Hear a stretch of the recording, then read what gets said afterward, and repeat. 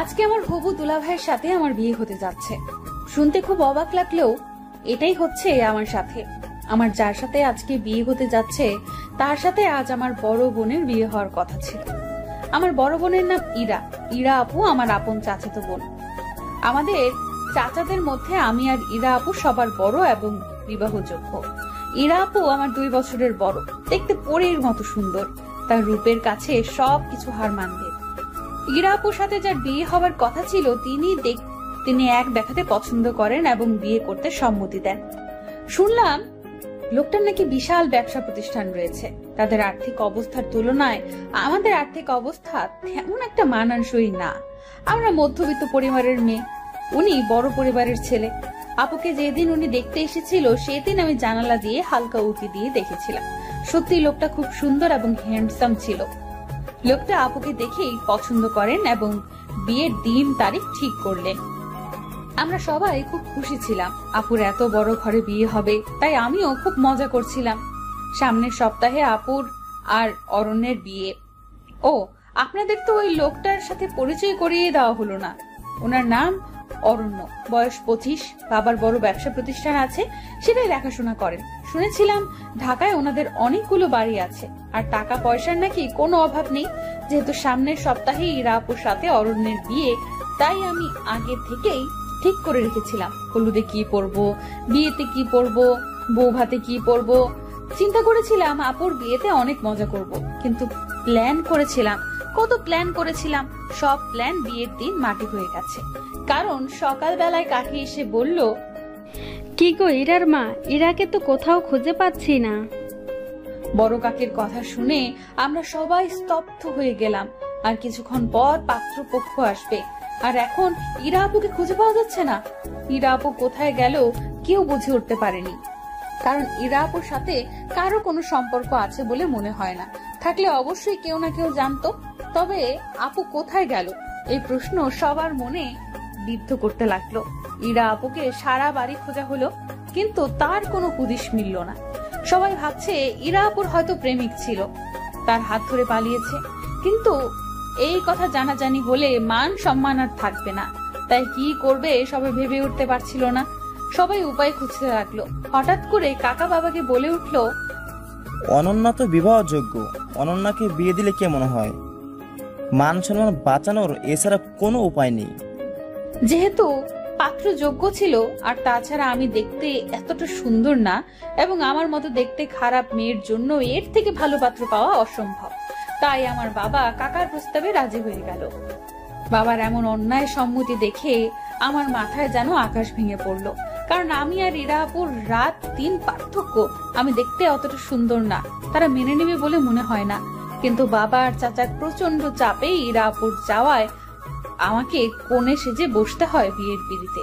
লাল টুকটুকে শাড়ি, ভারী গহনা পরে আমি কোণে সেজে বসে আছি। কিছুক্ষণের মধ্যে বরপক্ষ চলে আসবে। জানি না তারা এসে কি করবে, কি হবে এর পরিণতি। এসব কথা ভাবতেই নিজের ভেতর অসহ্য যন্ত্রণা হতে লাগলো। কিছুতেই ভাবতে পারছিলাম না, মাথা ঘুরতে লাগলো। তবু কোনো মতে নিজেকে সামলে স্থির হয়ে বসে পড়লাম। হঠাৎ কানে বাজতে লাগলো, বর এসেছে বর এসেছে বলে চিৎকার করতে লাগলো। বরকে বারণ করা হলো। পাত্রপক্ষের সবাই কোণে দেখার জন্য রুমে প্রবেশ করলো। পাত্রপক্ষ আমাকে দেখে কোণে পাল্টানো হয়েছে বলে হইচই শুরু করলো। কিন্তু আমার বাবা আর কাকা বলল কোণে ঠিক আছে। পাত্রপক্ষকে চাপ দিল বিয়ে করার জন্য, না হয় ঝামেলা হবে। পাত্রপক্ষ চাপে পড়ে আমাকে বিয়ে করিয়ে নিতে রাজি হলো। নানান ঝামেলার পর অবশেষে আমাদের বিয়েটা সম্পূর্ণ হলো। আজকে ইরা আপুর জায়গায় অরণ্যের বউ হলো অনন্যা। জানি না তাদের মনে আমার জন্য ক্ষোভ জন্মে আছে কিনা। জন্মালে বা কি করার আছে আমার? যা হবার তা তো হয়েছে। আমি তো চাইনি এমন কিছু হোক। আমারও তো অরণ্য ভাইয়ার প্রতি খুব খারাপ লাগছে, কারণ সে আসছে পরি বিয়ে করতে, আর বিয়ে করতে হলো শেওড়া গাছের পেতনি। নিজের জন্য খারাপ লাগছে, কারণ আমি চাইনি আমার বিয়েটা এমন জোরপূর্বক হোক। দেখতে খারাপ হলেও কখনো এটা নিয়ে আফসোস করিনি, কারণ নিজেকে সব দিক দিয়ে পারফেক্ট করে তোলার আপ্রাণ চেষ্টা করেছি। আর এই বিয়ে নিয়ে 8-10টা মেয়ের মতো আমারও অনেক স্বপ্ন ছিল। আর আজকে চোখের সামনে আমার সব স্বপ্নগুলো ভেঙে গেল। নিজের অজান্তেই বুকের ভেতরটা হু হু করে উঠলো আর চোখ দিয়ে বৃষ্টি নামতে লাগলো।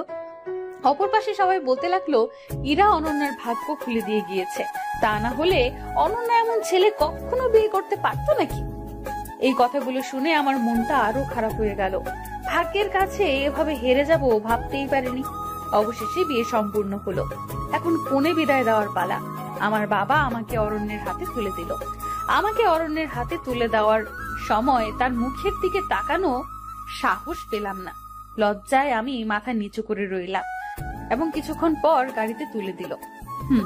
আমি বাবার বাড়ি ছেড়ে শ্বশুর বাড়ি যাচ্ছি, কিন্তু 8-10টা মেয়ের মতো স্বপ্ন নিয়ে যাচ্ছি না, হাজারো স্বপ্ন ভেঙে যাচ্ছি। ভাগ্যের পরিহাস এমন হবে বুঝতে পারিনি। অবশেষে ব্যস্ত শহরের পথ পাড়িয়ে আমি শ্বশুর বাড়ি পৌঁছালাম। শ্বশুর বাড়ির বাকি সবাই আমাকে দেখে কানাকানি করতে লাগলো। কি সর্বনাশ করেছে অরণ্য! এক তো মধ্যবিত্ত ঘরে বিয়ে করেছে, তার মধ্যে মেয়ে হলো অসুন্দর। মেয়ে দেখার সময় সবার চোখ কপালে ছিল নাকি এই মেয়েকে অরণ্যের সাথে মানায় না? এমন সর্বনাশ অরণ্য নিজ হাতে কেন করলো? এসব শুনে মনটা আরো ভাঙতে লাগলো। কোন রকম সবাই তুলে আমাকে ঘরে নিল। খেয়াল করলাম ঘরটা ভীষণ সাজানো গোছানো, চারদিকে ফুলের সুবাস ছড়াচ্ছে। আজ এ ঘরে ইরাপুর আসার কথা ছিল। ভাগ্যের লীলা খেলায় আমি আসলাম। ঘরে নিভু নিভু আলোতে চুপ করে বসে রইলাম। হয়তো এই সময় অন্য মেয়েরা বসে থাকে স্বামীর অপেক্ষায়, আর আমি বসে আছি এক অনিশ্চিত ভবিষ্যতের অপেক্ষায়। হঠাৎ খেয়াল করলাম অরণ্য ঘরে ঢুকেছে। ওনাকে দেখে আমার পুরো শরীর ভয়ে কাঁপতে লাগলো। জানি না কি কথার সম্মুখীন হতে হবে আমাকে। এইসব ভেবে ভয়ে কুকড়ে যেতে লাগলাম। খেয়াল করলাম উনি আমার দিকে তাকিয়ে আছে। হঠাৎ করে লক্ষ্য করলাম আমার শরীর ভীষণ কাঁপছে। উপরে তাকালাম, মনে হলো ফ্যান আমার উপরে পড়ে যাবে। সবকিছু উল্টাপাল্টা লাগছে। আমার এখন কি করা উচিত বুঝতে পারছি না। কিছুক্ষণ পর চোখ বন্ধ করে ধপাস করে শুয়ে পড়লাম। আস্তে আস্তে শরীর নিস্তেজ হয়ে কাঁপতে লাগলো, কষ্ট হতে লাগলো খুব। হঠাৎ খেয়াল করলাম কেউ আমার হাত ধরেছে। হাত ধরে চোখে মুখে পানির ঝাপটা দিচ্ছে, কিন্তু চোখ খোলার মতো শক্তি আমি পাইনি। এবার মনে হয় কেউ আমার প্রেসার মাপছে, কিন্তু চোখ খোলার মতো শক্তি আমি পাইনি। আস্তে আস্তে আরো নিস্তেজ হতে লাগলাম। অনুভব করলাম আমার পাশে এখন কেউ নেই। নিজেকে খুব অসহায় মনে হলো। কিছুক্ষণ পর খেয়াল করলাম কেউ আমার মুখে কিছু একটা দিয়ে বলতেছে, এই যে আপনি এটা খেয়ে নিন, আপনার প্রেসার খুব নেমে গিয়েছে, একটু কষ্ট করে খান, হা করুন। কথাগুলো শোনার পর হা করার মতো শক্তি পাচ্ছি না। কোনোভাবে নিজের মধ্যে শক্তি সঞ্চার করে হা করলাম। খেয়াল করলাম মুখে পানি দিছে, পানিটা মিষ্টি। বুঝতে আর বাকি রইল না চিনির পানি। তাই নিজের মধ্যে শক্তি জুগিয়ে পানিটা খেলাম। খাওয়ার পর একটু ঝিম ধরে শুয়ে রইলাম। এবার শরীরে কিছুটা শক্তি পাচ্ছি, চোখটা খোলার মতো। চোখ খুলে লক্ষ্য করে দেখলাম অরণ্য আমার পাশে বসে আছে কিছু খাবার নিয়ে। একটু তাড়াহুড়ো করে বসতে নিলাম। উনি আমাকে বললেন, ওনার কথা শুনে মনে মনে বললাম, সকাল থেকে আমার উপর দিয়ে যা গেছে এরপর গলা দিয়ে খাবার নামে নাকি? তবে আমি অনেক খেতে পারা একটা মেয়ে, সারাদিন কিছু না কিছু খেতাম। সত্যি বলতে এই মুহূর্তে আমার পেটে প্রচুর ক্ষুধা লেগেছে, তাই সামনে পোলাও রোস্ট দেখে লোভ সামলাতে পারলাম না। সামনে পেয়ে খেতে লাগলাম। হঠাৎ করে খাবার গলায় বাঁধলো। উনি আমার সামনে একটা গ্লাসে পানি ধরলো। আমি পানিটা নিয়ে এক নিঃশ্বাসে খেয়ে ফেললাম। উনি আমাকে কি ভাবছে সেটা আমার দেখার প্রয়োজন মনে করছি না। আমি আমার আপন মনে খেতে লাগলাম। খাবার শেষ করে আমি রিল্যাক্স মুডে শুয়ে পড়লাম, আর উনি খাবার প্লেটটা টেবিলের উপর রাখতে গেল। যাক, লোকটাকে ততটা খারাপ ভাবছি ততটা খারাপ না, এটা ভেবে মনটা শান্ত হলো। কিন্তু হুট করে উনি বললেন, আপনি কি ঘুমিয়ে পড়েছেন? না ঘুমালে আপনার সাথে একটু কথা ছিল। আমি নড়ে চড়ে বসলাম। না, আমি ঘুমাইনি। কেন, কি বলবেন বলুন? উনি এবার গম্ভীর গলায় বললেন, সত্যি বলতে সবার চাপে পড়ে আমি আপনাকে বিয়ে করেছি। আমি আপনার বোন ইরাকে প্রথম দেখাতে ভালোবেসে ফেলেছি। সেই জায়গায় আপনাকে কেন জানি না, চাইলেও মানতে পারছি না। আপনাকে আমি আঘাত দিয়ে কথাটা বলতে চাইনি। আমি সোজা সাপটা ছেলে, যা বলি সরাসরি। না মানারও একটা কারণ আছে। আশা করি আপনি যথেষ্ট বুদ্ধিমতী আর সে কারণটা বুঝতে পেরেছেন। ওনার কথাগুলো শুনে কেন জানি তেমন কোনো খারাপ লাগলো না। কারণটা আর কি হবে, কারণটা হলো আপু সুন্দর আমি অসুন্দর। আমি তো আগেই বুঝেছিলাম আমার বিয়েটা 8-10টা মেয়ের মতো হয়নি, তাই ওনাকে জবাব দিলাম আপনাকে জোর করে আমাকে মানতে হবে না। আমি নিজেও চাইনি আমার এইভাবে বিয়ে হোক। বিয়ের দিন ইরা আপুকে কোথাও খুঁজে পাওয়া যাচ্ছিল না, কোথায় গেল কেউ বলতে পারলো না। আর আপুর কোনো রিলেশন ছিল এটা কারো জানা ছিল না। এই সময় কি করবে কেউ বুঝে উঠতে পারেনি। আর ওই বাড়িতে আমি ছাড়া বিবাহযোগ্য আর কোনো মেয়ে ছিল না, তাই সবার জোরাজোরিতে আমি রাজি না হয়ে পারলাম না। আমি জানি ইরা আপুর তুলনায় আমি কিছুই না, আপু সুন্দর আমি অসুন্দর, কিন্তু এটা নিয়ে আমার কখনো আফসোস হয়নি। আমি নিজেকে সব সময় পারফেক্ট ভাবে গড়ে তোলার চেষ্টা করেছি, কিন্তু ভাগ্যের কাছে এভাবে হেরে যাব বুঝতে পারিনি। আপনি চিন্তা করবেন না, আমি কখনো জোর করে কিছু করব না। সময়টা একটু পার হতে দিন, আপনি চাইলে আমাকে ডিভোর্স দিয়ে দিবেন। আমার কথা শুনে উনি বেশ চমকে গেলেন। উনি হয়তো আশা করেননি আমি এমন কিছু বলবো। কিছুক্ষণ স্তব্ধ হয়ে থেকে উনি উত্তর দিলেন, সে যাই হোক, সময় সব বলে দিবে। আপাতত আমি আপনাকে মেনে নিতে পারবো না। আপনি এ বাড়িতে এসেছেন মেহমান হিসেবে, আপনার যেন কোনো সমস্যা না হয় সেই বিষয়টা খেয়াল রাখবো। দয়া করে আমার ভালোবাসা পাওয়ার আশা রাখবেন না, কারণ আমি আপনার বোনকে প্রথম দেখাতে ভালোবেসে ফেলেছি। আমি কিছুক্ষণ চুপ থেকে জবাব দিলাম, আপনি দয়া করে আমাকে সিরিয়ালের নায়িকা ভাববেন না। আমি আপনাকে জোর করব না, কিন্তু আমি আপনার স্ত্রী। সামনে অন্য একটা মেয়েকে ভালোবাসি বলবেন, সেটা আমি কখনোই মেনে নিব না। আপাতত ডিভোর্সের আগ পর্যন্ত আমি আপনার স্ত্রী, আপনি আমার স্বামী। সুতরাং সম্পর্কটা ওইভাবেই দেখবেন। আর আমার সামনে অন্য মেয়েকে ভালোবাসি বলার আগে 10 বার ভেবে নেবেন, কারণ আমি দেখতে অসুন্দর হলেও নিজেকে কখনো ছোট করে দেখি না, কখনো দেখবো না। দয়া করে আমাকে অবলা নারী ভেবে যা ইচ্ছা তাই বলে যাবেন না। দোষটা তো আমার ছিল না, আমি তো আপনাকে জোর করে বিয়ে করতে চাইনি। ভাগ্য এভাবে সব ওলট পালট করে দিয়েছে, কিন্তু ভাগ্যের দোহাই দিয়ে নিজের জীবন বরবাদ করার মতো মেয়ে আমি নই। এবার আমি ওনার দিকে খেয়াল করে দেখলাম উনি মুখটা বেশ চুপসে গেছে। গেলেই বাকি, আমি কেন ওনার এসব কথা শুনে নিজেকে ছোট করব? আর এটা বাংলা সিনেমা না, আর আমি নায়িকা শাবানা না। সুতরাং যতদিন আমি অরণ্যের বউ হিসাবে আছি আমি আমার অধিকার আদায় করে নিব, তবে সেটা জোর করে নয়, ভালোবাসা দিয়ে। উনি আমার কথা শুনে বেশ কিছুক্ষণ চুপ করে থেকে জবাব দিলেন, আমার মন যা চায় আমি তাই বলবো। আপনি না করার কে? আপনাকে সেই অধিকার দেইনি আমি। নিজের অধিকারের বাইরে কথা বলবেন না। দেখে তো মনে হচ্ছে ছেলে ফাঁসানোর ব্যাপারে খুব চালু। ওনার কথাটা শুনে মাথায় রাগ উঠে গেল, তবুও নিজেকে শান্ত করে জবাব দিলাম, আপনাকে আমার চরিত্রের সার্টিফিকেট দিতে বলেছি? আমার ব্যাপারে মন্তব্য করার অধিকার দিয়েছি নাকি? আপনি যেমন আমাকে বলছেন আমিও আপনাকে বলবো। আর হ্যাঁ, এটাকে বলে লেভেল। আর হ্যাঁ, আপনি যেমন আমাকে তেমনই হতে হবে। দেখেন, আপনি কিন্তু বেশি বকবক করছেন। আপনাকে দেখে তো প্রথম ভাবলাম কথাই বলতে জানেন না, এখন তো দেখছি আপনার মুখ দিয়ে কথার ফুলঝুরি ফুটেছে। আমার সাথে লাগতে আসবেন না। আমিও এবার শান্ত হয়ে জবাব দিলাম, বকবক আপনি শুরু করেছেন। দেখতে অসুন্দর বলে কি ভেবেছেন অবলা নারী? সিরিয়ালের মতন আপনাকে উপরে শুইতে দিবে আর আমি নিচে শুয়ে পড়বো? তা হবে না মশাই, আমার পাশে এসে ঘুমান। আপনি তো বেশ ডেঞ্জারাস মেয়ে, আপনার পাশে আমি ঘুমাবো কেন? আমি ব্রুটা বেশ কুচকে বললাম, তাহলে কোথায় ঘুমাবেন? জবাবে উনি বললেন, পাশের রুমে ঘুমাবো। আমি হাসি দিয়ে বললাম, তা হবে না মশাই, আপনি এখানেই ঘুমাবেন। উনি আমার কথা শুনে বেশ অবাক হলেন মনে হয়।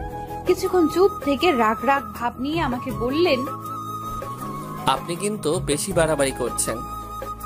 সে যাই করি আমি ঘুমালাম, তবে রুম ছেড়ে ঘুমানো যাবে না। রুম ছেড়ে ঘুমালে আমি কিন্তু আপনার সাথে চলে আসব। উনি বেশ চমকিত পুলকিত হয়ে আমাকে বলল, আপনি তো বেশ নাছোড়বান্দা। ওকে, রুম ছেড়ে যাব না, আমি নিচে ঘুমাচ্ছি। এবার আমায় একটু রেহাই দিন। আমি মুচকি হেসে জবাব দিলাম, ওকে ভূত মশাই। উনি ব্রুটা কুচকে বলল, ভূত মশাইটা কে আবার? আমি হাসতে হাসতে বললাম, কেন আপনি? উনি অবাক হয়ে বলল, এর মধ্যে আপনি আমার নাম ঠিক করে ফেলছেন? হ্যাঁ করেছি। উনি বিরক্ত হয়ে জবাব দিলেন, আপনি সত্যি পাগল একটা মেয়ে, সেটা কি আপনি জানেন? আমি হেসে তাকে জবাব দিলাম, সেটা নতুন করে বলার কিছু নেই। আমি একটু নাছোড়বান্দা, সবাই জানে। আপনি ঘুমান। আর হ্যাঁ, ধন্যবাদ এত কিছু খাওয়াবার জন্য। সবগুলো খাবার আমার প্রিয় ছিল, শুধু চিনির পানি ছাড়া। উনি কিছুটা চুপ হয়ে বলল,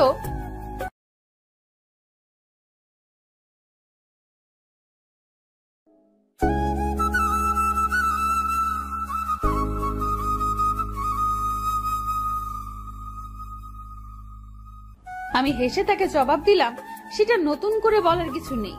আমি একটু নাছর বান্দা, সবাই জানে। আপনি ঘুমান। আর হ্যাঁ, ধন্যবাদ এত কিছু খাওয়াবার জন্য। সবগুলো খাবার আমার প্রিয় ছিল, শুধু চিনির পানি ছাড়া। উনি কিছুটা চুপ হয়ে বলল, দোহাই লাগে, এবার চুপ হন, আমাকে ঘুমাতে দিন। আমি হাত দিয়ে মুখ চেপে ইশারা দিলাম ঘুমান। এরপর উনি ঘুমিয়ে পড়লেন। আপনারা হয়তো আমার এর আচরণ দেখে অবাক হচ্ছেন, আমি এমন কেন করলাম। সত্যি বলতে আমি ছোটবেলা থেকেই এমন নাছর বান্দা আর পাগলাটে। পাগলামির ভাবগুলো এত বড় হওয়ার পরেও যায়নি, তাই পাগলামির সুযোগ পেলেই করে ফেলি।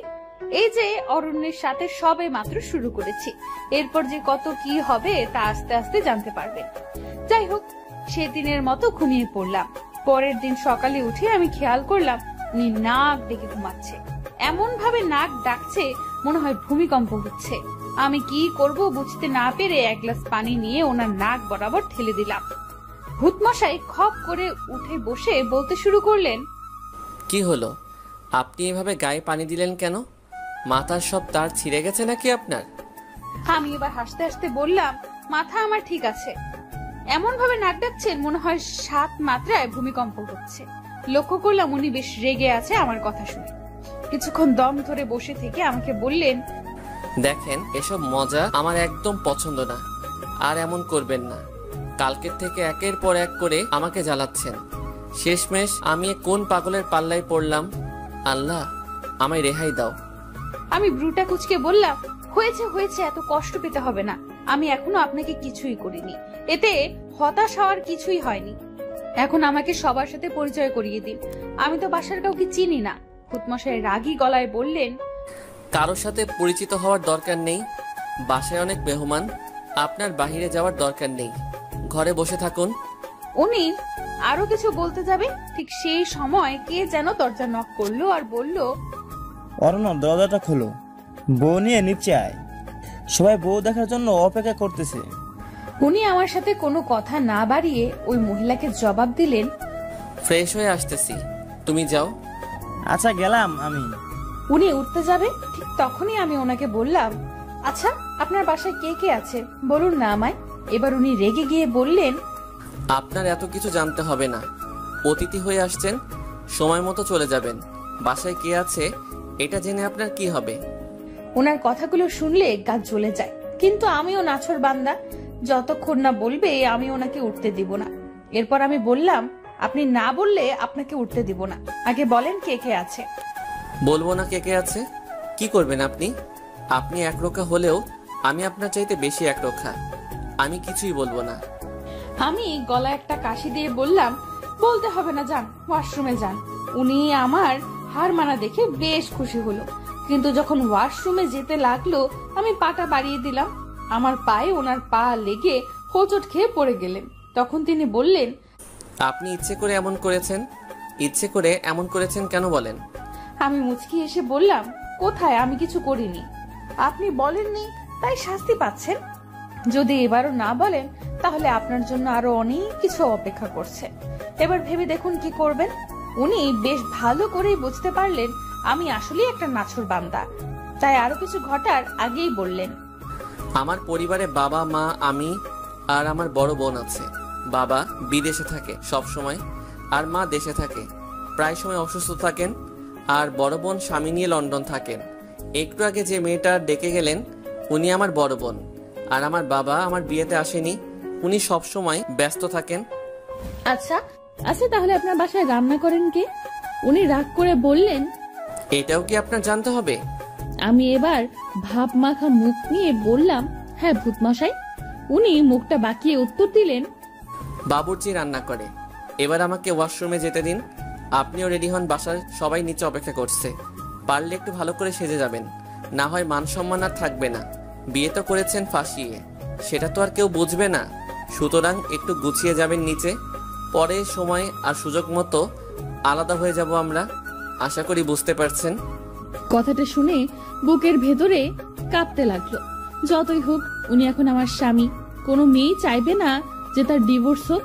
খারাপ লাগলেও নিজেকে সামলে ভূতমশাইকে জবাব দিলাম, আমি এসব ময়দা মেখে নিচে যেতে পারবো না। আমি যেমন ওই রকমই যাব।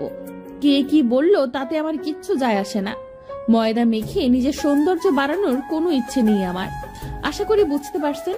উনি এতক্ষণে বেশ ভালোই বুঝতে পারছেন যে আমি খুব নাছোড়বান্দা। তাই উনি শুধু বললেন, আপনার যা ইচ্ছে করুন, যেভাবে ইচ্ছে ওইভাবেই নিচে যান, আমার তাতে কিছু যায় আসে না। কথাগুলো বলে ওয়াশরুমে ঢুকে গেলেন।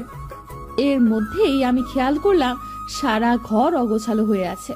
তাই ঘরটা গোছানো শুরু করলাম। আলমারি থেকে ওনার কাপড় বের করে বিছানায় সাজিয়ে রাখলাম, যাতে করে ওয়াশরুম থেকে এসেই হাতের নাগালে উনি সব পেয়ে যায়। ওনার ঘড়ি, ওয়ালেট সব একত্রে এক জায়গায় রাখলাম। আমি একটা শাড়ি পরে নিলাম। যতটুকু সম্ভব নিজেকে ময়দা ছাড়া গোছানোর চেষ্টা করলাম। সবকিছু ঠিক করতে করতে খেয়াল করলাম উনি ওয়াশরুম থেকে বের হয়েছে। ওয়াশরুম থেকে বের হয়ে সারা ঘরটা দেখে একটু অবাক হয়েছে। বিছানার উপর ওনার কাপড়গুলো দেখে বললেন, এখানে এগুলো কে রেখেছে? ঘরটা এত তাড়াতাড়ি পরিপাটি করে কে গুছিয়ে দিয়ে গেল? আমি লাজুক স্বরে জবাব দিলাম, এ সব কিছু আমি করেছি। আমার কথা শুনে উনি বেশ চুপসে গেলেন। চুপসানো মুখ নিয়ে আমাকে বলল, এত কিছু করতে কেউ তো আপনাকে বলেনি, এত কিছু করতে গেলেন কেন? আমি বেশ ঝাঁঝালো গলায় জবাব দিলাম, আমার ঘর আমি গুছিয়েছি, তাতে আপনার কি মশাই? উনি ভ্রু কুঁচকে বলল, আপনার ঘর মানে? এটা আপনার ঘর কবে হলো? আমি হাসি মুখে উত্তর দিলাম, স্বামীর ঘরই তো স্ত্রীর ঘর হয়, বিয়েটা যেভাবেই হোক। ডিভোর্সের আগ পর্যন্ত আমি আপনার স্ত্রী, আপনি আমার স্বামী, সুতরাং ঘর গোছাতে আমি পারবো নিশ্চয়ই। ভূতমশাই রাগী গলায় বললেন, আপনি একটু বেশি বকেন। আর আপনাকে এই ড্রেস বের করতে কে বলেছে? আমি তো এটা পরবো না। আমার কাছে এটা ভালো লেগেছে তাই এটা বের করেছি। এটা পরলে আমি খুশি হব। উনি এবার গম্ভীর একটা মুড নিয়ে জবাব দিলেন, আপনার খুশিতে আমার কিছু আসে যায় না। করছেন তো ফাঁসিয়ে বিয়ে, আবার অধিকার ফলাতে আসছেন। লজ্জা হওয়া উচিত আপনার। এই কথাটা শুনে বুকের ভেতরে হু হু করে কষ্টের সাইরেন বেজে উঠল। চোখের কোণে হালকা মেঘও জমতে শুরু করলো। তবুও নিজেকে অনেক শক্ত করে ওনাকে বললাম, আপনার ইচ্ছে মতো পরে নিন, সমস্যা নেই। তারপর উনি ওনার পছন্দ মতো একটা ড্রেস পরলেন। কিন্তু আমিও কম নাছোড়বান্দা না, এর শাস্তি ওনাকে পেতেই হবে। কি করে কি করা যায় বেশ ভাবতে শুরু করলাম। ভাবতে ভাবতে একটা চিন্তার আকাশে হাবুডুবু খেতে লাগলাম। হঠাৎ করে ভূত মশাইয়ের তুরির শব্দে চিন্তার ঘোর কাটলো। ভূত মশাই তুরি বাজাতে বাজাতে বললেন, এই যে আপনি উপরে তাকিয়ে কি দেখছেন? না তেমন কিছু না, কি হয়েছে বলুন। আপনি আর কোনোদিন আমার অনুমতি ছাড়া আমার আলমারিতে হাত দিবেন না, বুঝছেন? আমি কথাটা শুনে বেশ হেসে লুটিপুটি খাচ্ছিলাম। লুটিপুটি খেয়ে তুরি বাজাতে বাজাতে বললাম, ও হ্যালো, আলমারিতে হাত দিতে অনুমতি লাগে নাকি? আমাকে জ্ঞান দিতে আসবেন না, আমি অন্যায় কিছু করিনি। উনি বেশ বিরক্ত হয়ে আমাকে বললেন, আপনি সত্যি পাগল একটা মেয়ে, আপনার মাথার তার সব ঢিলা। আমি আবার হাসতে হাসতে বললাম, ভূতমশাই একটু ভুল বলে ফেলেছেন। উনি ওনার বিরক্তি মাখা মুখ নিয়ে প্রশ্ন করলেন, কি ভুল শুনি? আমি হাসি দিয়ে বললাম, আমার মাথার তার ঢিলা না। তো আপনার মাথার তার কি? আমার মাথার তার তো সব ছিঁড়া। এবার খেয়াল করলাম ওনার মুখে বিরক্তির মাত্রা বেশ বৃদ্ধি পেয়েছে। বিরক্তি মাখা মুখ নিয়ে বললেন, দোহাই লাগে, এবার চুপ করুন, আপনার বকবক থামান, এবার নিচে চলুন, আমাকে মুক্তি দিন। আমি আমার শাড়ির আঁচল নাড়াতে নাড়াতে বললাম, চলুন। এরপর দুজনে নিচে গেলাম। নিচে যাওয়ার পর খেয়াল করলাম সবাই আমার দিকে কেমন ভাবে তাকাচ্ছে, আর আমাকে দেখে বলছে, অরণ্যের কপালে চোখ ছিল নাকি? এমন একটা মেয়ে কেউ বিয়ে করে আনে নাকি? তার উপর মেয়ের পরিবার বেশি ধনী না।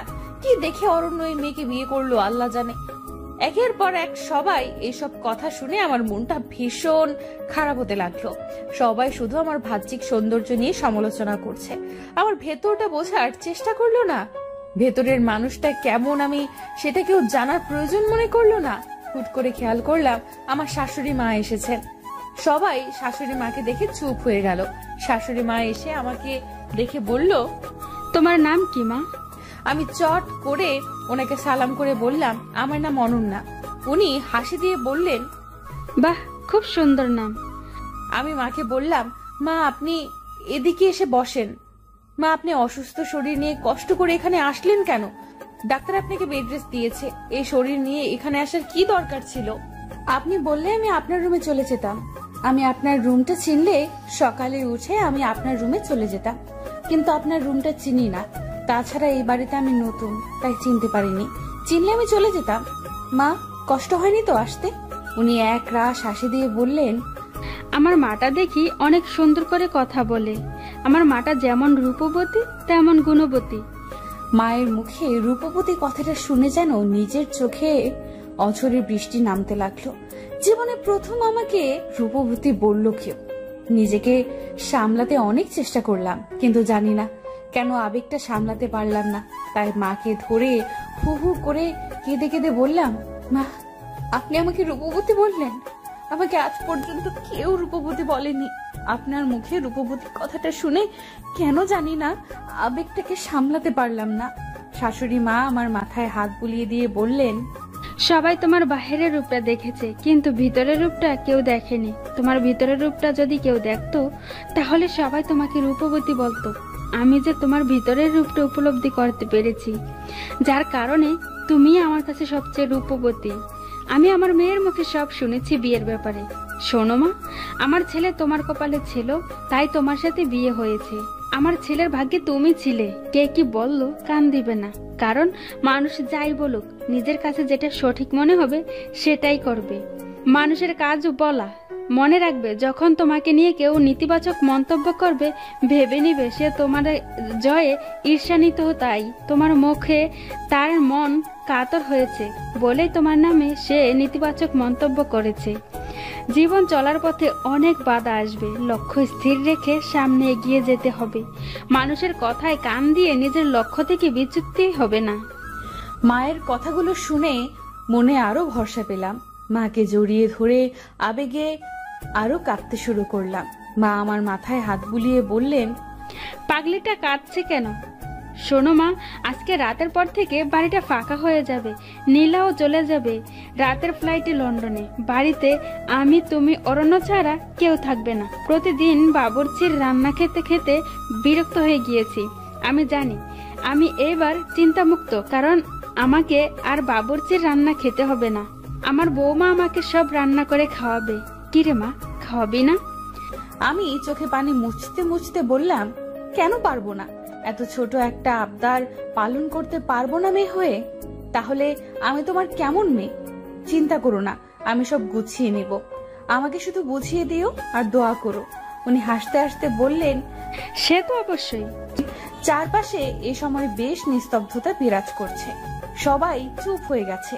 খেয়াল করলাম আমার ভূত মশাই আমার দিকে আলোর মতো চুপসানো মুখ নিয়ে হা করে তাকিয়ে আছে। আমিও এই সুযোগে নিজেকে একটু পাগলামি থেকে বিরক্ত রাখতে পারলাম না। সুযোগ বুঝে ভূত মশাইকে চোখ টিপুনি দিলাম। ভূত মশাই আমার চোখ টিপুনি দেখে একটু নড়ে চড়ে দাঁড়ালো। আমি ভূত মশাইয়ের দিকে মনোযোগ সহকারে মায়ের দিকে তাকিয়ে বললাম, মা এবার ঘরে চলুন।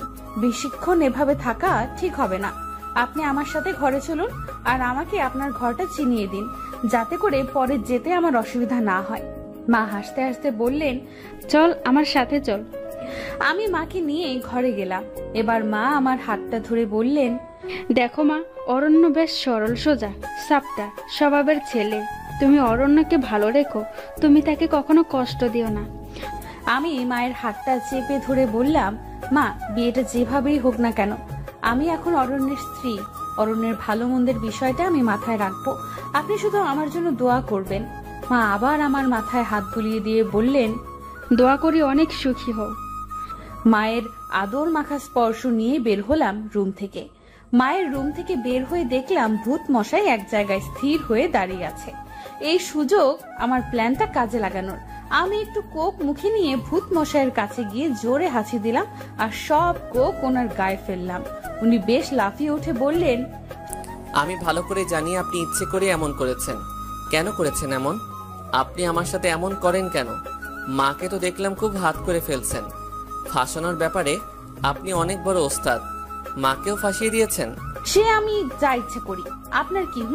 যান, ড্রেসটা চেঞ্জ করে আগের ড্রেসটা পরে আসেন, যেটা আমি পছন্দ করে দিয়েছি। আমার কথা শুনেননি তো, তাই এমন হলো। মাঝে মাঝে বউয়ের কথা শুনতে হয়, নয়তো এমন অনাকাঙ্ক্ষিত ঘটনা ঘটতে পারে। এ কথা শোনার পর ওনার আর বুঝতে বাকি রইল না আমি ইচ্ছে করে এমন করেছে, কিন্তু ওনার মুখে এখন তেমন রাগের ছাপ দেখতে পেলাম না। তবুও মুখটা একটু বেঁকিয়ে জবাব দিলেন,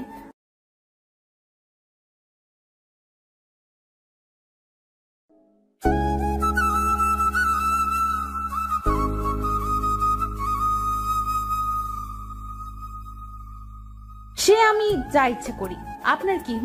যান, ড্রেসটা চেঞ্জ করে আগের ড্রেসটা পরে আসেন, যেটা আমি পছন্দ করে দিয়েছি। আমার কথা শুনেননি তো, তাই এমন হলো। মাঝে মাঝে বউয়ের কথা শুনতে হয়, নয়তো এমন অনাকাঙ্ক্ষিত ঘটনা ঘটতে পারে। এ কথা শোনার পর ওনার আর বুঝতে বাকি রইল না আমি ইচ্ছে করে এমন করেছে, কিন্তু ওনার মুখে এখন তেমন রাগের ছাপ দেখতে পেলাম না। তবুও মুখটা একটু বেঁকিয়ে জবাব দিলেন, আপনার পছন্দের ড্রেসটা পরবো না, কারণ আপনাকে আমার ভালো লাগে না। ইরাকে প্রথম দেখায় ভালো লেগে গিয়েছিল, যে ভালো লাগাটা আপনার প্রতি চাইলেও আনতে পারছি না। আমি এবার হালকা করে ওনার কাছে গেলাম, কাছে গিয়ে বললাম, প্রথম দেখায় ভালো লাগার চেয়ে দেখতে দেখতে ভালো লাগাটা অনেক শ্রেয়। আপনি আমাকে দেখতে থাকুন। এই কথা বলে চোখ টিপুনি দিয়ে আবারও বললাম, এই ড্রেসটা পরলে ভালো লাগবে, পরবেন কিন্তু? পরবো না। এই কথা বলে তিনি তাড়াহুড়ো করে রুমে চলে গেলেন। কিছুক্ষণ পর খেয়াল করলাম উনি সিঁড়ি দিয়ে নিচে নামছে। আমি ওনাকে দেখে পুরো অবাক, কারণ আমি যে ড্রেস পরতে বলেছি সেই ড্রেসটা পরেছে। আমি তো ওনার দিক থেকে চোখ সরাতে পারছি না। হুট করে উনি আমার কাছে এসে বললেন, ভাববেন না আপনার কথা রাখতে পড়েছি, আমার ড্রেস আমি পরবো, যা ইচ্ছে তা পরবো। আমি এবার আর কোনো কিছু বললাম না, শুধু মুচকি একটু হাসি দিয়ে বললাম, আচ্ছা ঠিক আছে, কিছু ভাববো না। ছোটখাটো খুনসুটি দিয়ে সারাদিন পার করলাম। সন্ধ্যার দিকে একে একে সব মেহমান চলে গেল। নীলা আপু রাতের ফ্লাইটে লন্ডনে চলে গেলেন। যাওয়ার আগে শুধু বলে গেল, বিয়ে যেভাবেই হোক আমি যেন সবকিছু ম্যানেজ করে নিই। আমি আশ্বাস দিলাম সব ঠিক করে নিব। পরিবারের এমন সাপোর্ট পাবো আশা করিনি। সবাই আমার পাশে আছে এটা ভেবে মনে আরো ভরসা পেলাম। সারাদিন পার করে রাতে ঘুমাতে গিয়ে রুমে দেখি ভূতমশাই কি যেন কাজ করতেছে। আমি এক মগ কফি বানিয়ে তার দিকে এগিয়ে দিলাম, এই যে আপনার কফি। উনি আমার হাত থেকে কফি নিয়ে কফিতে এক চুমুক দিয়ে কিছুক্ষণ টেস্ট বোঝার চেষ্টা করলো মনে হয়, আর একটু পর আমাকে বললেন, কফিটা কে বানিয়েছে? আমি লজ্জা মাখে মুখে বললাম, কেন? কফিটা ভালো হয়েছে তাই। আমি লজ্জা মাখা মুখে বললাম, কফিটা আমি বানিয়েছি। উনি এবার মুখটাকে আলুর চপের মতো করে ফেললেন। ভুল ক্রমে উনি আমার প্রশংসা করে ফেলেছেন, এটা মনে হয় ওনার উচিত হয়নি, তাই মুখটাকে বাংলার পাঁচ করে ফেললেন। এবার মনে হয় আমাকে একটু পচিয়ে উনি ওনার দায়িত্ব পালন করবেন। যা ভেবেছিলাম তাই করেছে। উনি ওনার মুখটাকে বাংলার পাঁচ বানিয়ে আমার দিকে তাকিয়ে বললেন, এই জন্যই বলি টেস্টটা এত জঘন্য কেন। আমি ওনার কথায় ভ্রুক্ষেপ না করে একটু মুচকি হাসি দিয়ে চলে গেলাম। পরের দিন সকালে উঠে সব রান্না করলাম। রান্না করে মায়ের খাবার নিয়ে মায়ের রুমে চলে গেলাম। মা আমাকে দেখে হাসি মাখা মুখে বলে উঠল, কি রে মা, এখন এত খাবার নিয়ে আসলি কেন? এত খাবার কোথায় দেখলে তুমি? এগুলো সব খেতে হবে তোমাকে, নয়তো সুস্থ হবে না। আমার কাছে খাবার নিয়ে কোনো ফাঁকে দিতে পারবে না। খেতে না চাইলে মায়ের দিয়া জোর করে খাওয়াবো। উনি হাসতে হাসতে আমার মাথায় হাত দিয়ে বললেন, বুঝতে পেরেছি, আমার আর ফাঁকি দেওয়া যাবে না, তা দাও খেয়ে নেই।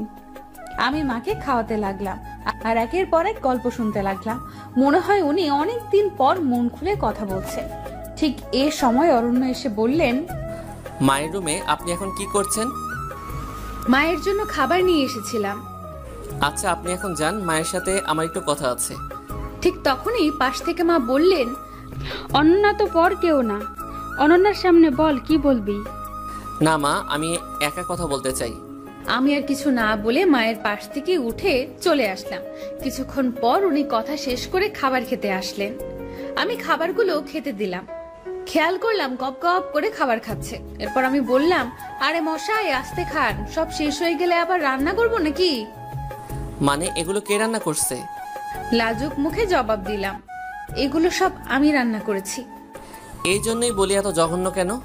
কথাটা বলে উনি খেতে লাগলেন।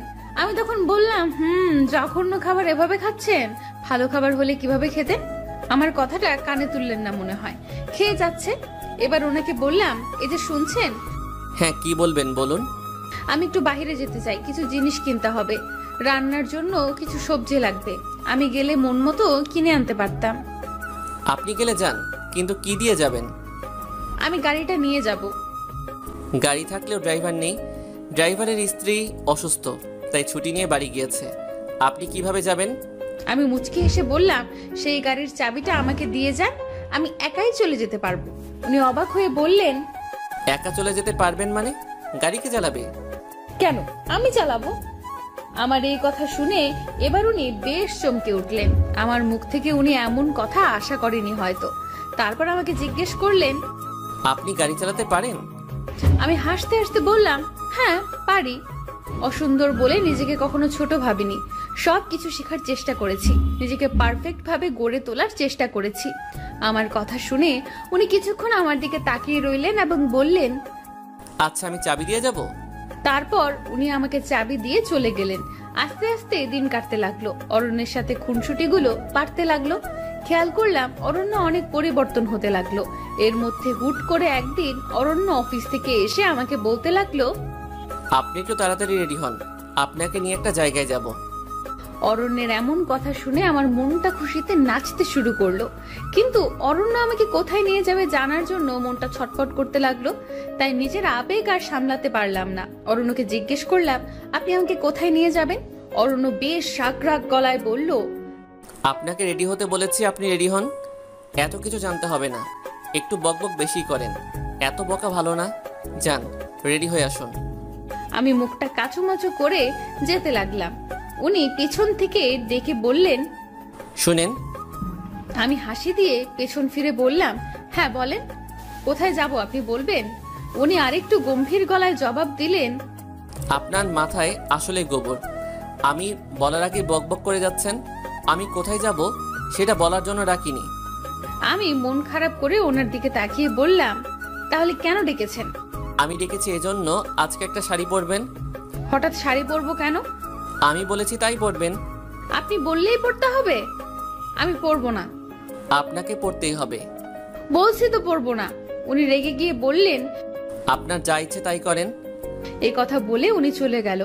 আমারও ওনাকে রাগাতে পেরে খুব ভালো লাগতেছে। এখন কি করব, শাড়ি পরবো নাকি কিছুই মাথায় আসছে না। আজকে ভূতমশাই আমাকে কোথাও নিয়ে যাবে, কেন জানি না। ভূতমশাই এই কয়েকদিনে অনেক পাল্টে গিয়েছে। এখন আর আমাকে আগের মতো কষ্ট দিয়ে কথা বলে না। তার এই পাল্টানো দেখে আমি খুব খুশি। যাই হোক, আলমারি খুলে শাড়ি দেখতে লাগলাম কোনটা পরবো। এত শাড়ির মধ্যে কোন শাড়ি পরলে ভূতমশাই খুশি হবে? দেখতে দেখতে আলমারির সব শাড়ি খাটের উপর রাখলাম। ভূতমশাই আমার কাছে এসে বলল, আপনি এখনো রেডি হননি? খাটের উপর শাড়ির মেলা বসিয়েছেন, এত শাড়ি খাটের উপর রাখছেন কেন? আমি তোতলাতে জবাব দিলাম, না মনে হয় না, মানে। কি না মানে করছেন? স্পষ্ট করে বলেন কি হয়েছে। এমনিতে তো কথা একটাও মাটিতে পড়ে না, এখন এভাবে তোতলাচ্ছেন কেন? ঠিক করে বলেন কি হয়েছে। না মানে, আমি মুখটা একটু অসহায় ভাব নিয়ে বললাম, না মানে। আবার না মানে শুরু করেছেন। সত্যি বলতে আমি কোন শাড়ি পরবো ঠিক বুঝতে পারছি না। আপনি যদি একটু ঠিক করে দিতেন ভালো হতো, আমার রেডি হতে সুবিধা হবে। উনি মুচকি হেসে আমাকে বললেন, একটু ওইদিকে যান। সামান্য শাড়িটা ঠিক করতে পারছেন না কোনটা পরবেন? সবকিছু তো বলার আগে করেন। আজ এমন কি হলো, শাড়ি পছন্দ করতে পারছেন না? না মানে। থাক, আপনাকে আর না মানে করতে হবে না। দেখতে দিন শাড়িগুলো। আমি একটু সরে পাশে গিয়ে বসলাম। উনি আমার পাশে এসে বললেন এবং সব শাড়ি থেকে একটা শাড়ি হাতে নিয়ে বললেন, আপনি বরং কালো শাড়িটা পরুন, পরলে ভালো লাগবে। কালো শাড়ির কথা বলাতে আমার মনের ভেতর কেমন করে উঠলো, কারণ আমি ফর্সা না তাই। এরপর আমি ওনাকে বললাম, আমি তো ফর্সা না, তাই আমাকে কালো শাড়ি মানাবে বলে মনে হচ্ছে না। কালো শাড়িতে আরো কালো লাগবে আমাকে, একদম পেতনি মনে হবে। আপনি আমাকে অপমান করার জন্য এমন বলছেন তাই না? উনি আমার কথায় মনে হয় বেশ বিরক্ত হলো। হয়তো আমার মুখে এমন কথা আশা করেননি, তাই উনি বিরক্ত মাখা মেজাজে আমাকে বললেন, আপনার মতো সাহসী মেয়ের মুখে এমন কথা মানায় না। মা তো বলেছে সৌন্দর্য ভিতরে থাকে, বাহিরের সৌন্দর্য কোনো সৌন্দর্য না। আপনাকে না হয় আমি ভিতর থেকে দেখলাম, আপনি কালো শাড়িটা পরুন। আপনাকে অপমান করার কোনো ইচ্ছা আমার নেই। আপনার যদি মনে হয় আমি অপমান করার জন্য বলেছি, তাহলে পরার দরকার নেই। এই কথাটা বলে উনি রুম থেকে বের হয়ে গেলেন। আমি এখন কি করব বুঝে উঠতে পারছি না। অবশেষে চিন্তা ভাবনা করে কালো শাড়িটা পরে নিলাম। এই প্রথম আমি কালো শাড়ি পরলাম। কালো ছিলাম বলে কখনো কালো ড্রেস পরিনি। আজকে কালো শাড়িটা পরাতে নিজের কাছে নিজেকে কেন জানি সুন্দর লাগছে। হালকা একটু পাউডার মুখে মেরে দিলাম। হঠাৎ করে খেয়াল করলাম উনি রুমে প্রবেশ করেছে। রুমে প্রবেশ করে আমাকে দেখে বললেন, বাহ, আপনাকে খুব সুন্দর লাগছে। কালো কাজল পরলে আরো সুন্দর লাগবে, সাথে একটা বড় খোপা করলে। আমি কালো, তার উপর কালো কাজল পরলে চোখগুলো আরো কালো দেখাবে। সাদা কালো কোনো ভেদাভেদ নেই, ভেদাভেদ তো মানুষের দৃষ্টি করে। আপনাকে সুন্দর দৃষ্টিতে কেউ দেখলে অবশ্যই তার কাছে সুন্দর লাগবে। মানুষকে সুন্দর অসুন্দর তখন লাগে যখন মানুষের দৃষ্টি সুন্দর অসুন্দর হয়। আপনি চাইলে কালো কাজল পরতে পারেন, আপনাকে ভালো লাগবে। ভূতমশাইয়ের কথাগুলো শুনে মনের ভেতর রোমাঞ্চকর অনুভূতি আসলো। ওনার মুখে এমন কথা শুনে নিজের মধ্যে অসম্ভব ভালো লাগা কাজ করছে। সত্যি কখন যে ওনাকে ভালোবেসে ফেলেছি বুঝতে পারিনি। হঠাৎ করে ওনার ডাকে চিন্তার ঘোর কাটলো। কি ব্যাপার, কোথায় হারিয়ে গেলেন? না মানে, আবার না মানে? হয়েছে, এবার চটপট রেডি হন, আমি নিচে নামছি। এই বলে অরণ্য নিচে নেমে গেল। দরজার সামনে গিয়ে পেছনে তাকিয়ে বলল, এই যে শুনুন। জি বলেন। একটা টিপ পরলে খারাপ লাগবে না, আর মাথায় খোপা করুন। অরণ্যের মুখে এসব কথা শুনে আমি লজ্জায় লাল হয়ে গেলাম। অরণ্য এভাবে আমাকে বলবে আমি কখনো ভাবিনি। অরণ্য এ বলে বাইরে গেল। আমি টিপ আর খোপা করে নিচে নামলাম। খেয়াল করলাম মা নিচে বসে আছে।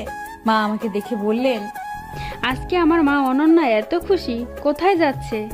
মায়ের কথা শুনে আরো লজ্জা পেলাম। লজ্জায় লাল হয়ে নিচে তাকিয়ে রইলাম। মা আমার এই হাল দেখে কাছে আসলো আর আমার মাথার উপরে হাত তুলে বলল, আজকে অরণ্যের সাথে ঘুরতে যাওয়া হচ্ছে, এতেই এত লজ্জা? আজকে মাকে অনেক সুন্দর লাগছে, দেখি হাতটা দাও। আমি মায়ের দিকে হাত বাড়িয়ে দিলাম। মা তার হাত থেকে বালাজোড়া খুলে আমার হাতে পরিয়ে দিয়ে বলল, বিয়ের পর হাত খালি রাখতে হয় না, হাতে সবসময় চুড়ি পরে থাকতে হয়। যাও, তোমার তো আর আনন্দের শেষ নেই, স্বামীর সাথে ঘুরে আসো।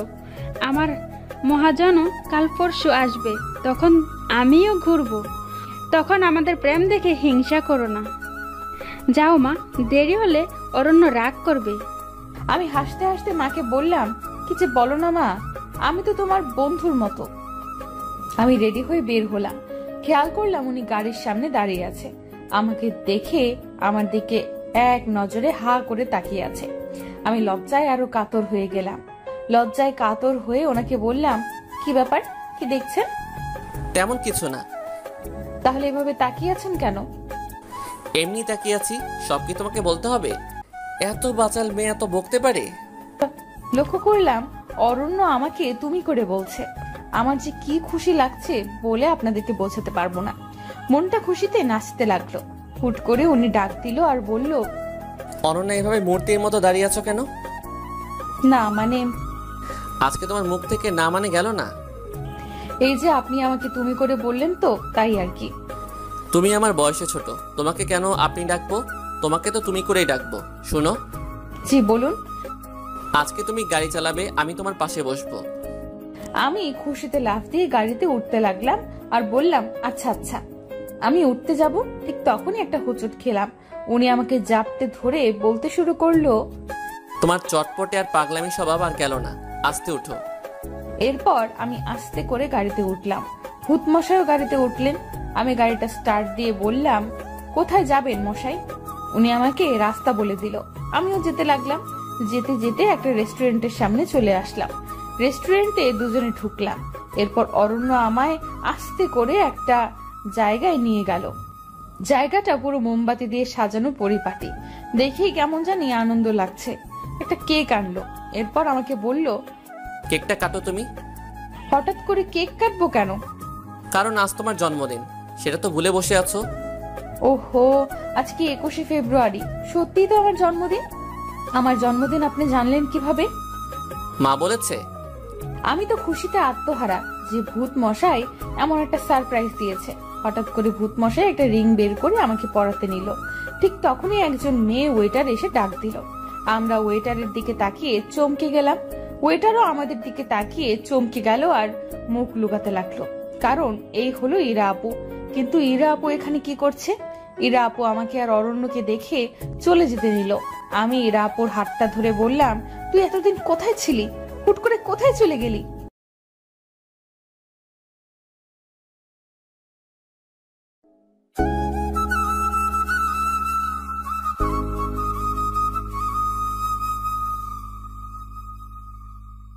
কারণ এই হলো ইরা আপু। কিন্তু ইরা আপু এখানে কি করছে? ইরা আপু আমাকে আর অরণ্যকে দেখে চলে যেতে নিল।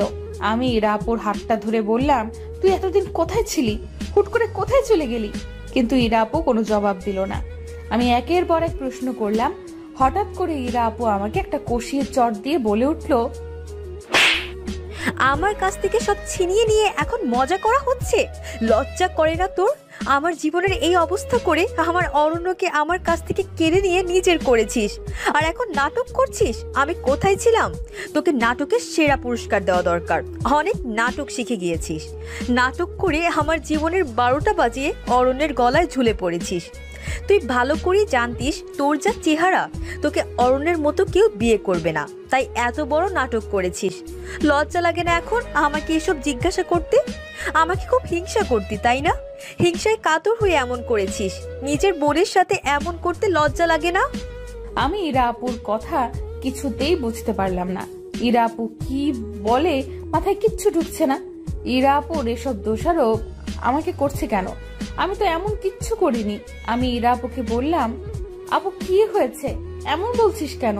আমি তো কিছুই বুঝতে পারছি না। আমি তোর কথায় মানে বুঝতে পারছি না। আমাকে কেন এসব বলছিস? আমি কেন নাটক করতে যাব? কেন তোর ক্ষতি করতে যাব? আপু আমাকে মুখটা বেঁকিয়ে রাগান্বিত হয়ে বলল, এখন তো অরণ্যের সামনে ন্যাকা সাজবি? একদম কিছু বুঝিস না। আর বুঝবি কিভাবে? তুই তো কিছুই করিস নাই, তাই না? আপু, আমি তোর কথার মানে বুঝতে পারছি না। সত্যি আমি কিচ্ছু করিনি। তুই কেন এমন করছিস? আমি সত্যি কথাগুলো মানে বুঝতে পারছি না। পাশ থেকে অরণ্য বলে উঠল, ইরা, তুমি আমাকে বলো কি হয়েছে? আর অনন্যাকে এমন কথা বলছো কেন? অনন্যা কি করেছে আমাকে একটু খুলে বলো। ইরা অরণ্যের দিকে অসহায়ের মতো তাকিয়ে গম্ভীর গলায় বলল, অনন্যাকে জিজ্ঞাসা করুন, সে না হয় আপনাকে উত্তর দিয়ে দিবে। আমার থেকে ভালো সে বলতে পারবে, কারণ নাটকের ডিরেক্টর তো অনন্যাই ছিল, আর আমি তো ছিলাম ভুক্তভোগী। অরণ্য আমার দিকে তাকালো। অরণ্যের মুখে এবার আমার প্রতি সন্দেহের ছাপ লক্ষ্য করা যাচ্ছে। বোঝা যাচ্ছে যে সে আমাকে অনেক সন্দেহ করতেছে। সন্দেহ মাখা মুখ নিয়ে বললেন, অনন্যা কি করেছো তুমি? ইরা এসব কি বলছে? সত্যিটা বলো, কি হয়েছে? আমার কাছে সব খুলে বলো। নাটক করবে না একদম। আপনি বিশ্বাস করেন আমি কিচ্ছু করিনি। ইরা আপু কেন এমন বলতেছে সেটাও বুঝতেছি না। এমন কেন বলতেছিস তুই? খেয়াল করলাম ইরা আপু খুব কান্না করতেছে। কেন এভাবে কান্না করছে সেটাও বুঝতেছি না। অরণ্য ইরা আপুকে সান্ত্বনা দিয়ে বলল, ইরা, তুমি বলো কি হয়েছে? ইরা আপু কাঁদতে কাঁদতে অরণ্যকে বলল, কি আর বলবো বলুন? আমার তো সবকিছু শেষ হয়ে গিয়েছে এই কাল নাগিনীর জন্য। এখন আর বললেও সব ঠিক হবে না। আমি চাই না আপনাদের মধ্যে কোনো ঝামেলা হোক। আপনারা প্লিজ চলে যান। ইরা, তোমাকে বলতে বলেছি, বলো অনন্যা কি করেছে? খেয়াল করলাম ইরা আপু কাঁদতে কাঁদতে অরণ্যকে বলল, আপনারও কি বিশ্বাস হয় আমি বিয়ের দিন বয়ফ্রেন্ডকে নিয়ে পালিয়েছি? অরণ্য শান্ত স্বরে জবাব দিল, সে তো আমি বিশ্বাস করিনি, কারণ তুমি তো বিয়ের আগে আমার সাথে ফোনে অনেক কথা বলতে। কিন্তু হঠাৎ কি এমন হলো? কোথায় গিয়েছিলে তুমি? খেয়াল করলাম ইরা আপু এবার বেশ কাঁদছে। কাঁদতে কাঁদতে ইরা আপু যা বললো সেটা শুনে আমার হার্টবিট বেড়ে গেল। মনে হয় এখানে দম বন্ধ হয়ে যাবে। আপু এসব কেন বলছে কিছুই বুঝতে পারলাম না। আমার বুকটা ছিঁড়ে যাচ্ছে কথাগুলো শুনে। কারণ আপু বলল, আমি কোথায় গিয়েছিলাম সেটা কি আপনি জানতে চান? হ্যাঁ, জানতে চাই। তখন ইরা আপু বলল, সেদিন আমি ঘরে বসে সাজতে লাগলাম। হঠাৎ করে অনন্যার মোবাইল থেকে মেসেজ আসলো। আপু একটু লুকিয়ে বাহিরে আয়, অরণ্য ভাইয়া আসছে তোমার সাথে দেখা করতে, তোমাকে সারপ্রাইজ দিতে। আমিও সরল মনে বের হলাম। আমার ভুল ছিল, আমি আপনাকে কল দেইনি। বের হয়ে দেখলাম বাইরে কেউ নেই, আশেপাশে ফাঁকা। অনন্যাকে কল দিলাম, সেও ফোন তুলছে না। হুট করে অনন্যার মোবাইল থেকে মেসেজ আসলো, একটু বাগানের দিকে আয়। অরণ্য এখানে দাঁড়িয়ে আছে। আমিও বাগানের দিকে গিয়েছিলাম, কিন্তু কাউকে কোথাও দেখলাম না। আমি সামনের দিকে একটু এগুলাম, তারপর এই বলে ইরা আপু আবার কাঁদতে লাগলো। অরণ্য তখন ইরা আপুর হাতটা ধরে বললেন, বলো তারপর কি হলো, কান্না থামাও। ইরা আপু কান্না থামিয়ে বলল, তারপর লক্ষ্য করলাম কয়েকটা লোক আমাকে ঝাপটে ধরলো, আমার মুখ চেপে ধরলো। আমি চোখেও কিছু দেখতে পেলাম না। কখন যে জ্ঞান হারিয়ে ফেললাম টের পেলাম না। জ্ঞান ফেরার পর লক্ষ্য করলাম আমি রনকদের বাসায়। অরণ্য বেশ অবাক হয়ে জিজ্ঞাসা করলেন, রনকটা কে? ইরা আপু বলল, রনক হলো অনন্যার বেস্ট ফ্রেন্ড। যদিও রনক অনন্যার 2 বছরের বড়, তবুও তাদের ভালো ফ্রেন্ডশিপ ছিল। রনক আমাকে অনেক পছন্দ করত। অনন্যাকে বেশ কয়েকবার বলেছিল সে, কিন্তু আমি রাজি হইনি। আর সে সুযোগে অনন্যা নিয়েছে। আমার বিয়ের দিন আমাকে গায়েব করে দিয়েছে আর ফাঁসিয়ে আপনাকে বিয়ে করেছে। অনন্যা আমার সাথে এমন করবে আমি ভাবতেও পারিনি। রনককে দেখে আমি চমকে গিয়ে জিজ্ঞাসা করলাম, তুমি আমাকে এখানে নিয়ে এসেছো কেন? আমি তোমাকে ভালোবাসি ইরা, আমি চাই তুমি আমার হও। দেখো, অনন্যাও চাই তুমি আমার হও, তাই তো অনন্যা আমাকে সাহায্য করেছে। ইরা রনকের মুখে অনন্যার নামটা শুনে অবাক হয়ে গেল। অবাক হয়ে রনককে জিজ্ঞেস করলো, অনন্যা তোমাকে সাহায্য করেছে আমাকে তুলে আনতে? আমি বিশ্বাস করি না। হ্যাঁ, আমি সত্যি বলছি। বিশ্বাস অবিশ্বাস তোমার ব্যাপার। আমি তোমাকে বিয়ে করতে চাই, আর সন্ধ্যায় বিয়ে করব। আমি সবকিছু ঠিক করে রেখেছি। এই কথাগুলো বলে ইরা আপু আবার কাঁদতে লাগলো। অরণ্য ইরার হাতটা আরো ভালো করে ধরে বললেন, এরপর তুমি ওখান থেকে কিভাবে এসেছো? এরপর আমি কোনো রকম রনকের চোখ ফাঁকি দিয়ে বের হলাম। এরপর বাড়ি এসে দেখি আপনার সাথে অনন্যার বিয়ে হয়ে গেছে, আর সবাই ভেবে নিয়েছে আমি পালিয়ে গিয়েছি। সেদিন আমার মুখটা দেখানোর মতো ইচ্ছা আর ছিল না, তাই বাড়িতে আর যাইনি। সরাসরি ফ্রেন্ডের বাসায় চলে যাই। সেখান থেকে একটা কাজ জোগাড় করি, আর এখানে একটা বাসা ভাড়া করে থাকা শুরু করলাম। তুমি একবার আমাকে বলতে পারতে ইরা। কি বলবো আপনাকে? কোন মুখে বলতাম আপনাকে? ততক্ষণে সব শেষ হয়ে গিয়েছিল। অরণ্যার সাথে আপনার বিয়ে হয়ে গিয়েছিল। আমার তো এখানে বলার কিছুই ছিল না। অনন্যা আমার সাথে যা করেছে আমি তো তা করতে পারি না, কারণ অনন্যা আমাকে বোন না ভাবলেও আমি তাকে বোন ভাবি। আমি ইরা আপুর কথা শুনে চিৎকার করে কাঁদতে লাগলাম। আমি কিছুই করিনি। অরণ্য আমার গালে কষিয়ে একটা চট দিয়ে বলে উঠল, তুমি এতটা নীচ আমি ভাবতে পারিনি। সামান্য টাকার জন্য নিজের বোনের সাথে এমন করতে পারলে? লজ্জা করলো না তোমার এমন করতে? আর এখন সবকিছু অস্বীকার করছো? আমি অরণ্যকে হাত জোর করে বললাম, সত্যি আমি কিচ্ছু করিনি, বিশ্বাস করেন আমাকে। ইরা আপু, তুই কেন আমার নামে এমন মিথ্যা কথা বলছিস? কেন অরণ্যের চোখে আমাকে খারাপ বানাচ্ছিস? দেখতে অসুন্দর হতে পারি, কিন্তু আমার মনে উচ্চ আশা ছিল না। টাকা পয়সার মোহ আমার ছিল না। তাহলে কেন এমন বলতেছিস? কি ক্ষতি করেছি আমি তোর? তুই তো আমাকে চিনিস আমি কেমন, তাহলে কেন এমন বলতেছিস? জবাবে ইরা আপু বলল, কি ক্ষতি করেছিস জিজ্ঞাসা করতে লজ্জা করে না তোর? আর কি ক্ষতি করার বাকি রাখছিস তুই? যা, তুই আর অরণ্য সংসার কর, আর এখানে আসিস না। ওপাশ থেকে অরণ্য বলে উঠল, আমার সাথে অনন্যা যাবে না, তুমি যাবে? ইরা আপু অবাক হয়ে উত্তর দিল, আমি কোথায় যাব? আমার সাথে আমার মায়ের কাছে যাবে, আর মায়ের কাছে সব বলবে। আর যে কষ্ট অনন্যা তোমাকে দিয়েছে সেটা আমি অনন্যাকে ফিরিয়ে দিব। তুমি আমার সাথে চলো। না, আমি চাই না আপনাদের মাঝে কোনো ঝামেলা হোক। ঝামেলা তো তুমি করনি, ঝামেলা করেছে অনন্যা। সেটা শাস্তি তুমি কেন পাবে? আমি অরণ্যকে অনেকবার বোঝানোর চেষ্টা করলাম, কিন্তু বোঝাতে পারলাম না। অরণ্য ইরা আপুর কথা বিশ্বাস করেছিল, আমার কথার কোনো মূল্যই দিল না। আর ইরা আপু কেন আমার নামে মিথ্যা কথা বললো সেটাই বুঝতে পারছি না। অরণ্যকে বোঝানোর হাজার চেষ্টা করেও ব্যর্থ হয়েছি। অরণ্য ইরা আপুর হাত ধরে বের হয়ে গেল, আর আমাকে যে রিংটা পরাতে চেয়েছিল সেটা মেঝেতে পড়ে গেল। অরণ্য সেটা ফেলেই চলে গেল। আমি রিংটাকে হাতে নিয়ে কাঁদতে লাগলাম। কেন আমার সাথে এমন হলো?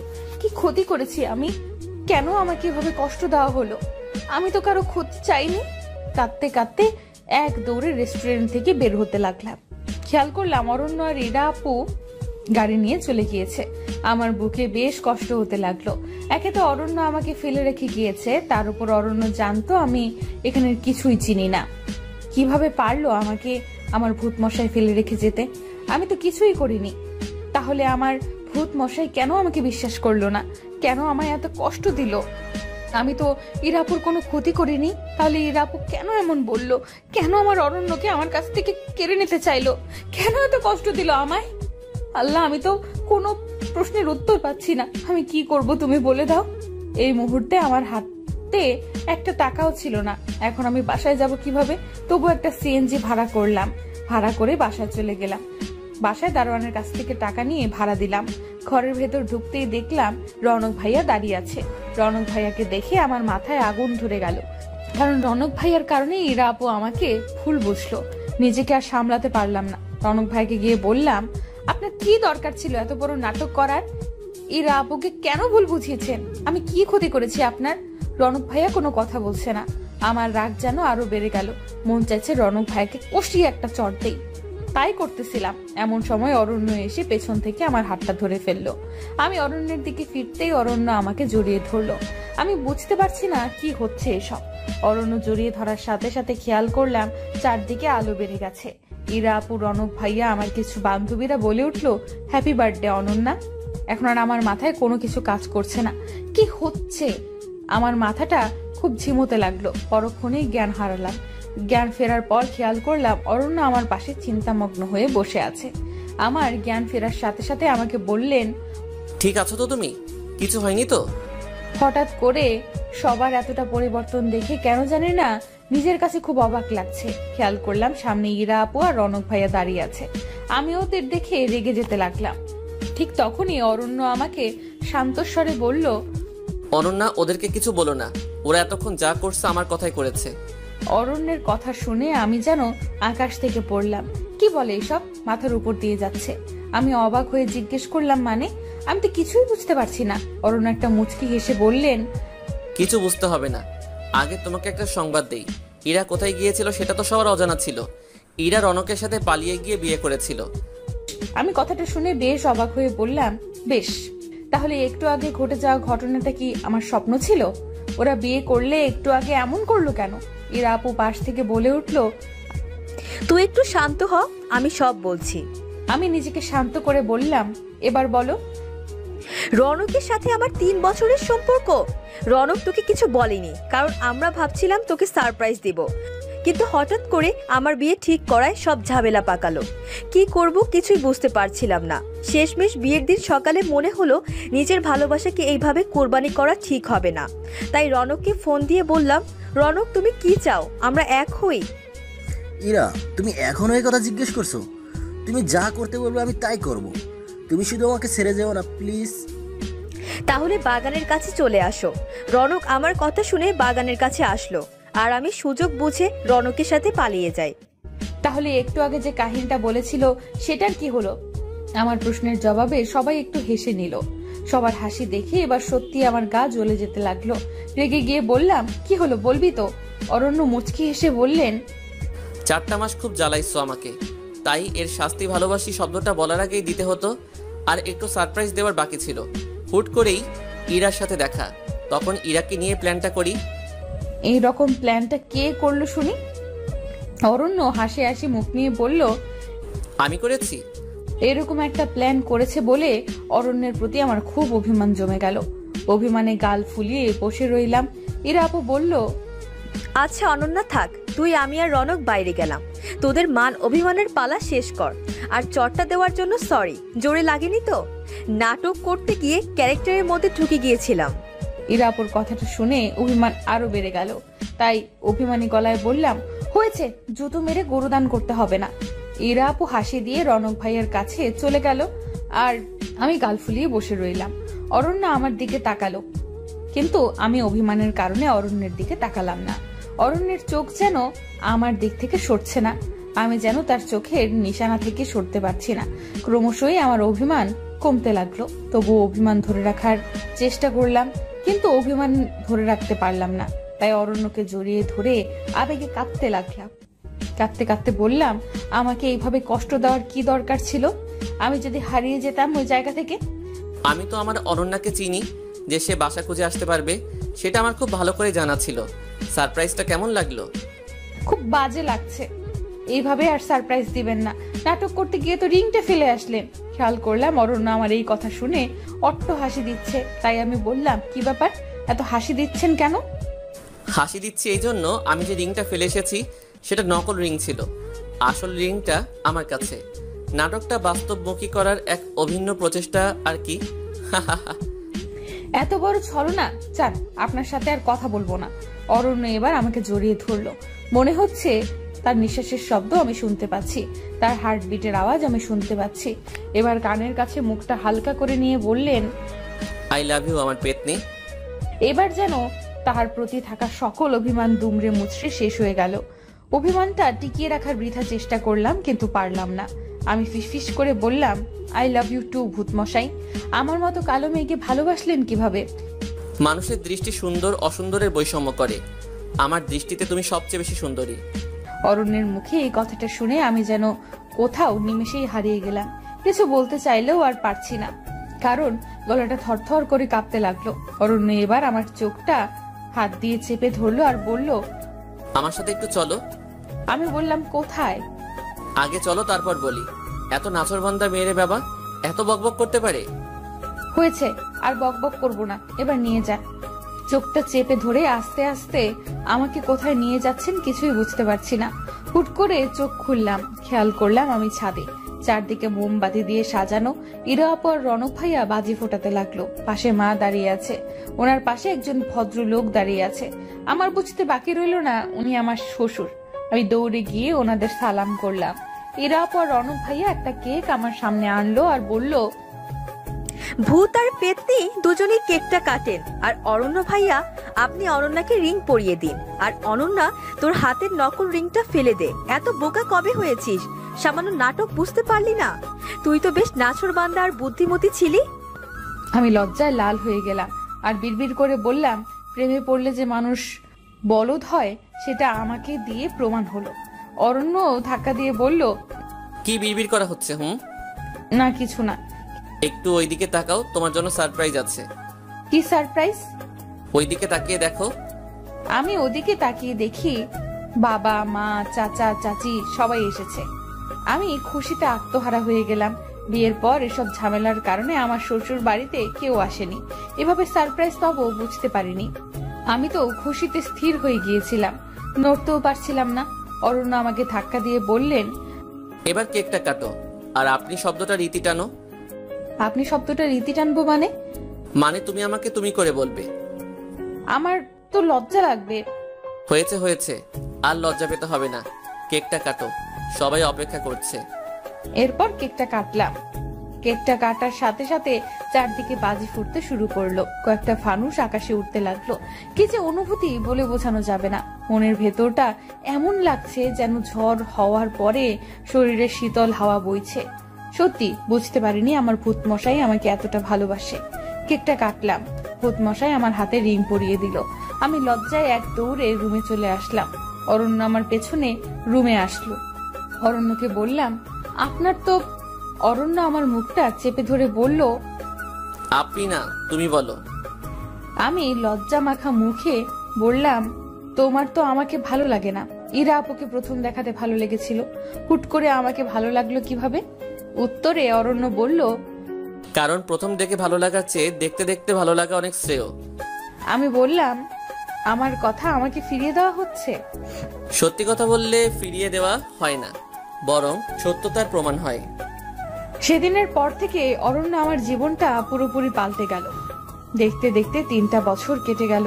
এর মধ্যে আমি এক পুত্র সন্তানের